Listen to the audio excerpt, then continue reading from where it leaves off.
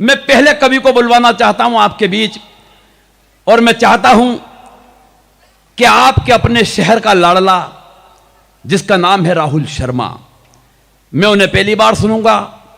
लेकिन एक बात बता दूं, यह बालाजी कमेटी मेला प्रांगण समिति का कवि सम्मेलन है। इस पे जो भी कवि आता है वो निश्चित रूप से बहुत कम दिनों में ख्याति अर्जित करके पूरे देश में अपना नाम करता है। तालियां इस बात पर आपकी बजना चाहिए थी। और जो उनका विषय है देश की बात करने वाला कवि। मैं 4 पंक्तियां पढ़ता हूं और चौथी पंक्ति के बाद अपने बीच के कवि को आप किस तरीके से आवाज देते हैं या आप पे छोड़ता हूं। हो चुका था धूप से शायद अनुबंध छांव का। जितने लोग यहां बैठे हैं उनकी जवाबदारी भी कुछ अपने कवि के लिए बढ़ जाएगी। आप भी जरा समझना बात को। हो चुका था धूप से शायद अनुबंध छांव का, बैठकर कहां निकालते हम कांटा अपने पांव का। बैठकर कहां निकालते हम कांटा अपने पांव का। और जितने कवि विराजित हैं निश्चित रस बरसाएंगे, पर उसको भी सुनो जरा जो बेटा अपने गांव का।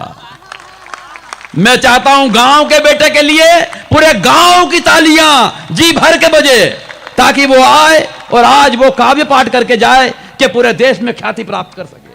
आओ बेटा।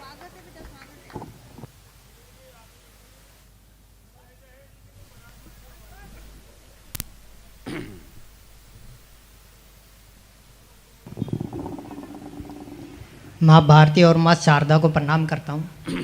सम्मानित मंच पर विराजित मेरे सभी गुरु कवि एवं बालाजी मेला कमेटी को प्रणाम करता हूँ। आप सभी की गौरवमय उपस्थिति को प्रणाम करता हूँ। मैं आपको तालियों के लिए नहीं बोलूँगा, क्योंकि दादा मेरा मानना है जिस शहर के पत्थरों की चोट की डंकार जग में हाहाकार मचाती हो, उस शहर के शहरों को दहाड़ने के लिए बोला नहीं जाता। ये है बच्चा। आपकी ओज रस का कवि हूँ। ताली के बजाय दहाड़ ज़्यादा मांगूंगा। देश को दहाड़ की ज़रूरत होती है। निवेदन करना चाहता हूँ, माफ़ करिएगा मैं वो कविताएं नहीं सुनाता जिन्हें सुनने के पश्चात आप अपनी महबूबा के साथ बिताए हुए पलों को याद करें। मैं वो कविताएं सुनाता हूँ जिन्हें सुनने के पश्चात आप सिर्फ राष्ट्र कल्याण की बातें करें।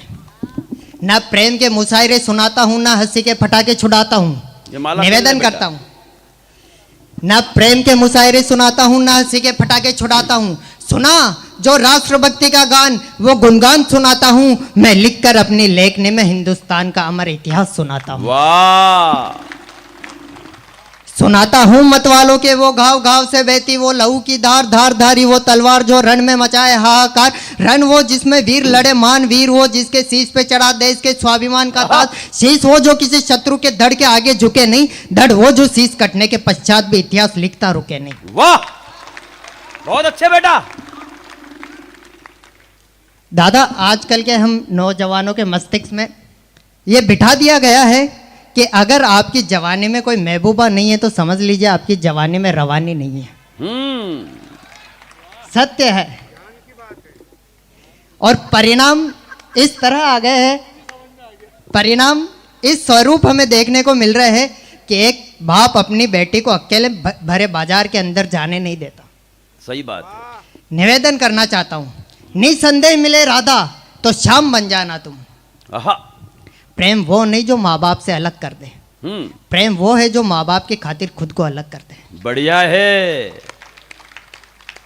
निसंदेह मिले राधा तो श्याम बन जाना तुम, निसंदेह मिले सीता तो राम बन जाना तुम। पर उससे पहले गीता का ज्ञान समझ जाना तुम, धर्म की खातिर न्यायशास्त्र युद्ध लड़ जाना तुम।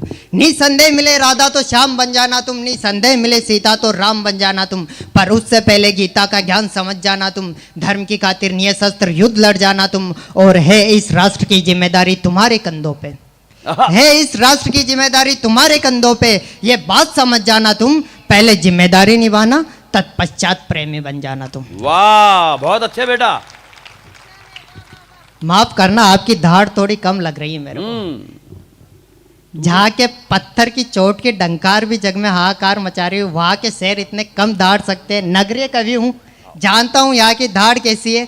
तो एक बार जोरदार तालियां अंत तक बजा दीजिए। बहुत अच्छे। निवेदन करता हूँ, आजकल के नौजवान मेरे हम उम्र भाई किसी विद्वान के पास जाते हैं दादा, उनसे पूछते हैं इतिहास से प्रेरणा लेकर आगे कैसे बढ़े, सब बताते आप नेपोलियन का इतिहास पढ़िए, ये इतिहास पढ़िए, ये इतिहास पढ़िए। मैं उन विद्वानों के सामने एक प्रश्न खड़ा करना चाहता हूँ, जिस राष्ट्र में एक युग के एक महाकाव्य को लिखने के लिए स्वयं भगवान को एक दंतक बनना पड़े, क्या उस राष्ट्र को किसी और राष्ट्र के इतिहास से प्रेरणा लेने की जरूरत है? क्या बात है, क्या बात है। अपना इतिहास स्वयं पढ़कर अपन को खुद को पहचानो।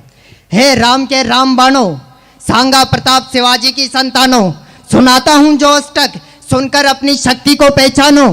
हे राम के राम बाणो, सांगा प्रताप शिवाजी की संतानों, सुनाता हूं जो अष्टक, सुनकर अपनी शक्ति को पहचानो। भगत बोस आजाद का बलिदान हो तुम, वेद पुराण और गीता का ज्ञान हो तुम।